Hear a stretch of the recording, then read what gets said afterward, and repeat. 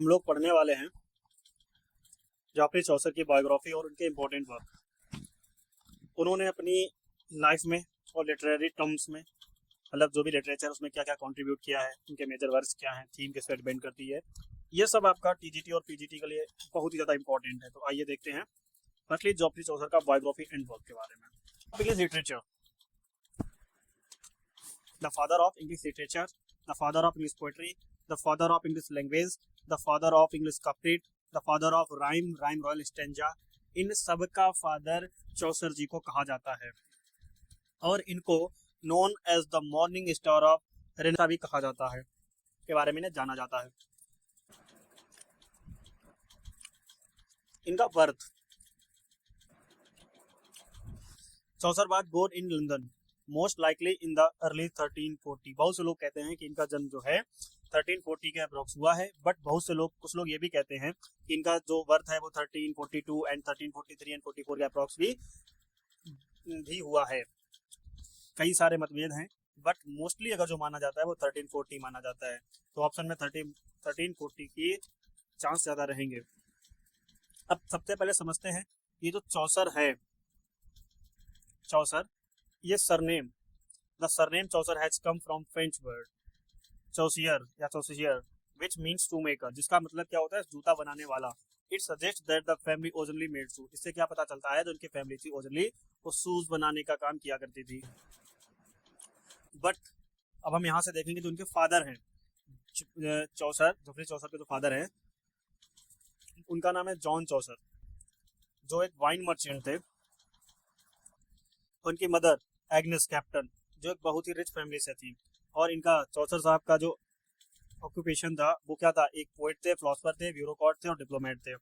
इनकी स्पाउस मतलब इनकी पत्नी फिलिप्पा रोडजिन, जो 1366 में इनकी शादी हुई जिनसे। इनकी जो एजुकेशन थी, the poet's education is as much as the poet's education is as much a matter of conjecture as the date of its birth. जैसे कि इनकी डेट ऑफ बर्थ को लेके कई सारी बातें हैं, वैसे ही इनकी एजुकेशन को लेके। आइए आगे जानते हैं। चौसर saw three kings ruling in his life span। चौसर ने अपने लाइफ के स्पेन में, मतलब जितनी लाइफ जी उसमें 3 किंग्स को रूलिंग करते हुए देखा।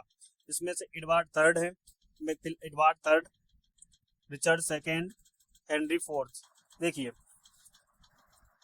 ई आर और H,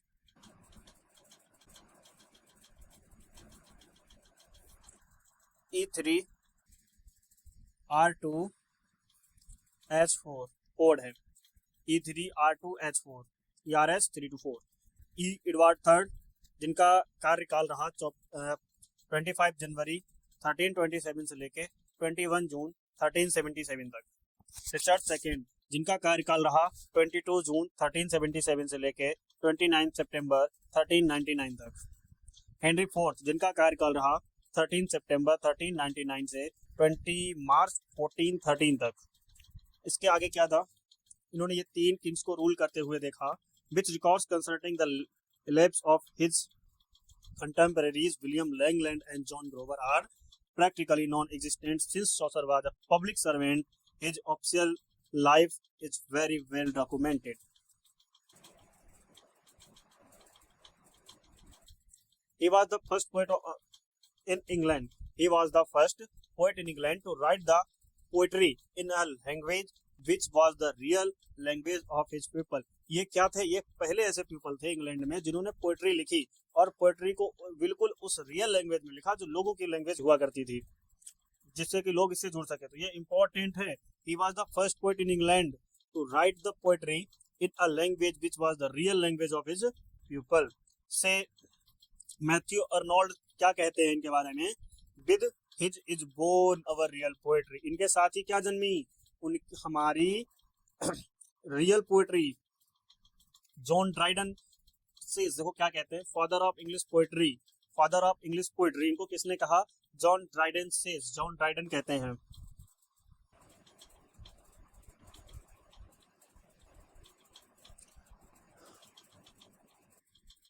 the first of the Chaucer life records appears in 1357 in the household accounts of Elizabeth de Burgh, the Countess of Ulster, when he became the noble woman's pace through his father's connections. क्या देखते हैं हम the first of the Chaucer's life records, इनके life के records according appears 1357 में in house hold accounts of Elizabeth de Burgh. ये क्या बने थे? हाउस होल्ड अकाउंट्स बने थे the counts of Ulster when he become the noble woman's pace through the his father connection. किसके connection के through? अपने पिताजी के कनेक्शंस के थ्रू. फिर वहां पर इन्होंने क्या देखा? 100 year wars देखा, जो 1337 से 1453 तक चला, जो कि 116 years तक चला. इसी को क्या कहा गया? 100 year wars कहा गया. फिर आगे इनका क्या होता है? The counts was married to Leoland Duke of Clarence, the second surviving son of King Edward III, and the position brought the teenage Chaucer into the close court circle, where he was the remain for the rest of his life. जब ये court पहुंच गए, अपनी बची हुई life को उन्होंने वहां पर ही वर्क किया. In 1359, the early stage of the 100 Years' War, Edward III invaded France and Chaucer travelled with Lionel, son of Edward III and Elizabeth's husband, as the part of English army. English army के साथ ये Lionel के साथ travel करते हैं. कहाँ करते हैं? French.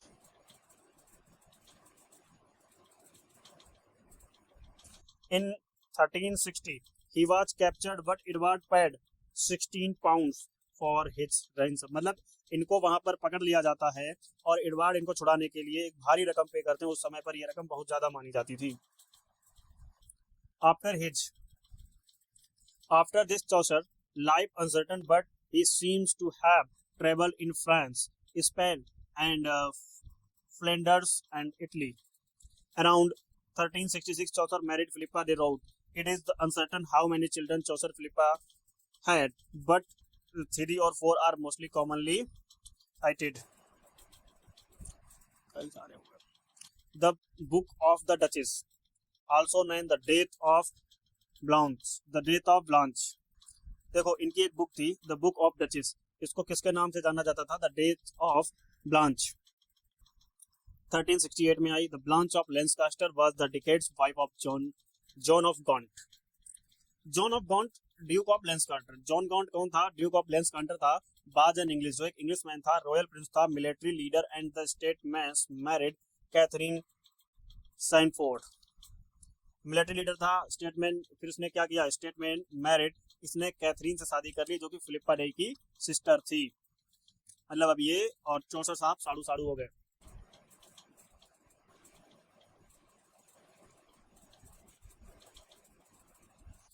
According to the tradition, Chaucer studies law in the inner temple.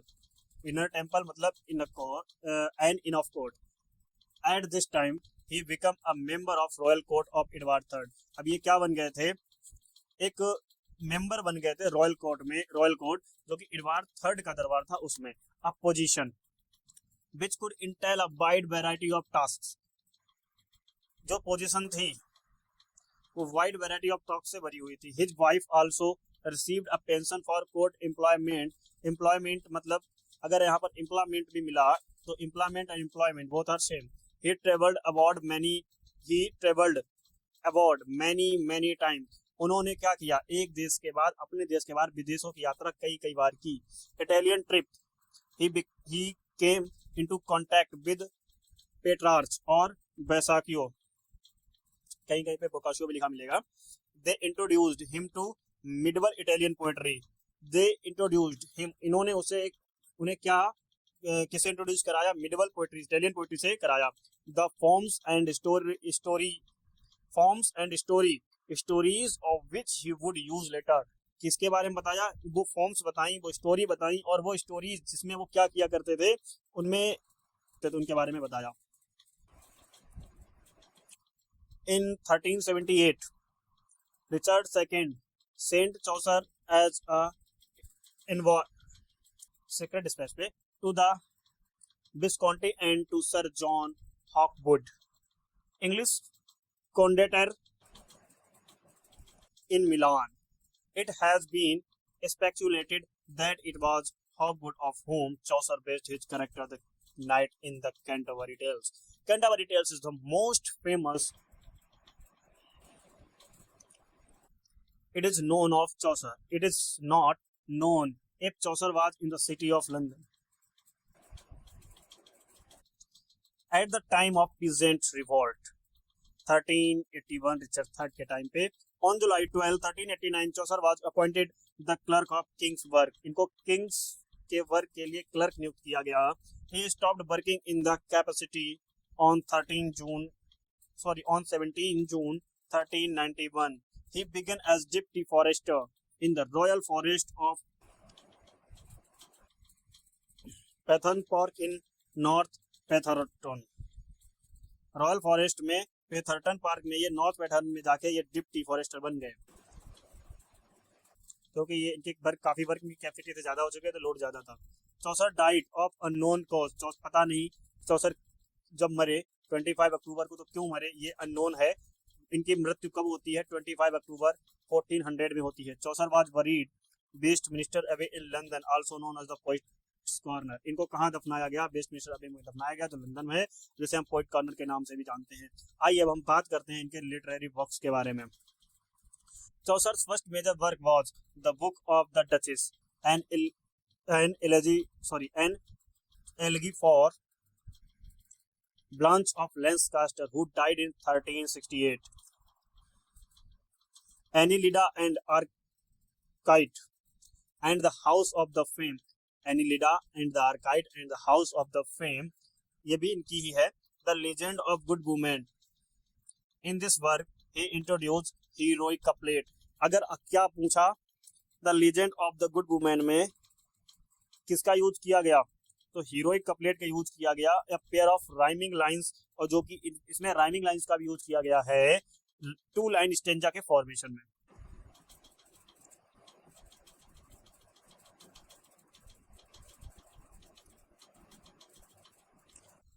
ट्राइलस and क्राइसडे, in which Chaucer introduced rhyme royal, मतलब 7 लाइन का स्टेंजा इन्होंने बताया, which is also called Chaucerian stanza. Chaucerian stanza कितने लाइंस का होता है? 7 लाइंस का होता है, यहाँ पे दिया गया है. The Canterbury Tales is a collection of 24 stories.